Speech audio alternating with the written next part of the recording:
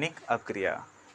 प्यारे दोस्तों, आज हम लोग अपनी इस वीडियो में बात करने वाले हैं रासायनिक अपक्रिया की। ये हमारा केमिस्ट्री का फर्स्ट चैप्टर है और हम लोग पढ़ रहे हैं कक्षा 10 की विज्ञान को। तो उसमें है जो है चैप्टर वाइज चल रहे हैं। हमारा आज से शुरुआत कर रहे हैं तो हमारा है रासायनिक अपक्रिया।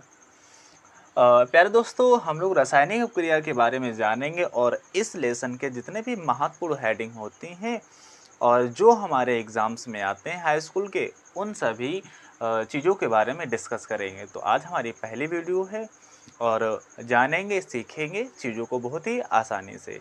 प्यारे दोस्तों, मेरा नाम है विशाल और स्वागत करता हूँ आपका अपने इस चैनल पर। प्यारे दोस्तों, वीडियो को अंत तक देखिए। अगर आपको लगे कि आपके लिए वीडियो हेल्पफुल है तभी आप चैनल को सब्सक्राइब करिएगा और वीडियो को लाइक भी करिएगा। तो रासायनिक अपक्रिया क्या होती है तो आप लोगों ने पढ़ लिया होगा। बहुत सारे मतलब सोर्सेस होते हैं जहाँ से पढ़ते हैं, जैसे क्लास होती है हमारे तो वहाँ भी पढ़ते होंगे, लेकिन थोड़ा सा जो है ना अलग आपको समझाने का यहाँ से प्रयास करेंगे। तो रासायनिक अपक्रिया क्या होती है, तो बेसिकली हम लोग इसको थोड़ा सा लिख लेते हैं ना, फिर इसको अभी समझेंगे। जब दो या दो से अधिक पदार्थ दो या दो से अधिक पदार्थ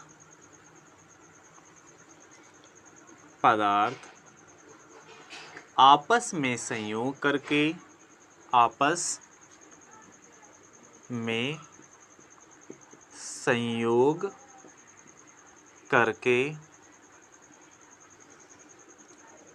दो या दो से अधिक नए पदार्थ, यानी जब दो या दो से अधिक पदार्थ आपस में संयोग करके नए पदार्थों का निर्माण करते हैं। नए पदार्थों का निर्माण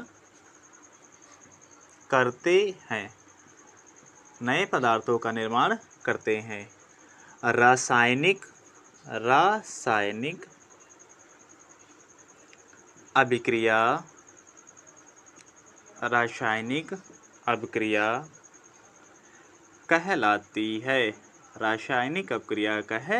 कहलाती है।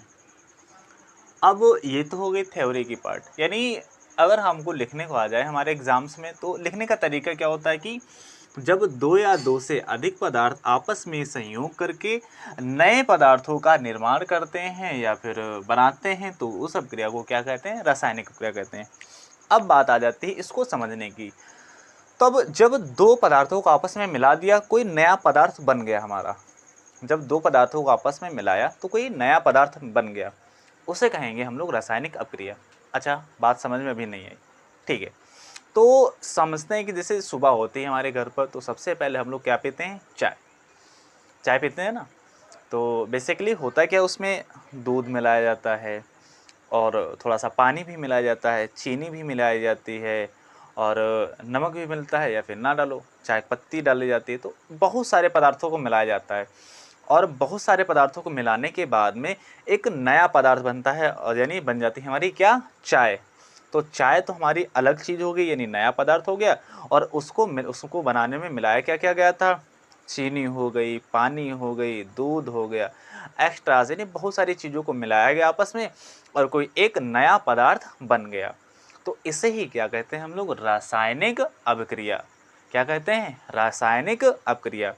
जब दो या दो से अधिक पदार्थ आपस में मिलकर के नए पदार्थों का निर्माण करते हैं तो उसे कहते हैं रासायनिक अपक्रिया।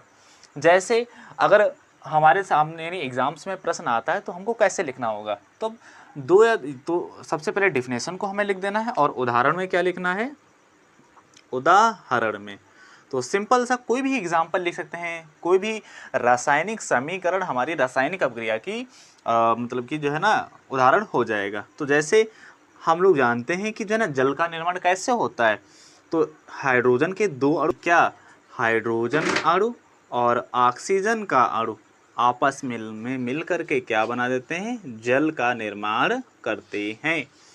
तो हाइड्रोजन का अणु और ऑक्सीजन का अणु दोनों आपस में मिलकर जल का निर्माण करते हैं। लेकिन जो है ना आगे जो है ना कक्षाओं में हम लोग पढ़ेंगे कि जो है ना इनको बैलेंस कैसे किया जाता है, तो ये सब सारी चीज़ों के बारे में जानेंगे। यहाँ पर हाइड्रोजन के 2 अणु हैं, यहाँ पर 2 अणु, यहाँ पर भी ऑक्सीजन के 2 अणु हैं, यहाँ पर ऑक्सीजन का एक ही अणु है। तो ऑक्सीजन के अणुओं को बराबर करने के लिए सबसे पहले यहाँ पर 2 मतलब लगा देते हैं आगे, यहाँ पर 2 और यहाँ पर भी लगा देंगे 2।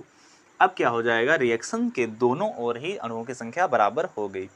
अगर इस समीकरण के दोनों ओर अणुओं की संख्या बराबर ना होती, जैसे हाइड्रोजन 2 दूना कितना हो गया 4, हाइड्रोजन 2 दूना कितना हो गया 4, ऑक्सीजन कितने हैं 2, ऑक्सीजन कितने हैं यहाँ पर 2 है।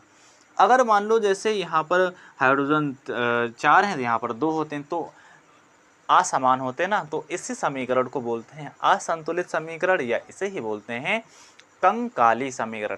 लेकिन ये यहाँ पर संतुलित है नहीं, बराबर है, तो इसको बोलेंगे संतुलित समीकरण। तो उम्मीद करता हूँ आपको जो है ना आज का वीडियो अच्छा लगा होगा, और आगे भी जो है ना आपको इससे रिलेटेड चीज़ें मिलती रहेंगी। अगर वीडियो अच्छा लगा हो तो वीडियो को लाइक करिए और चैनल को भी सब्सक्राइब करिए। मिलते हैं नेक्स्ट वीडियो में, तब तक के लिए बाय बाय, जय हिंद।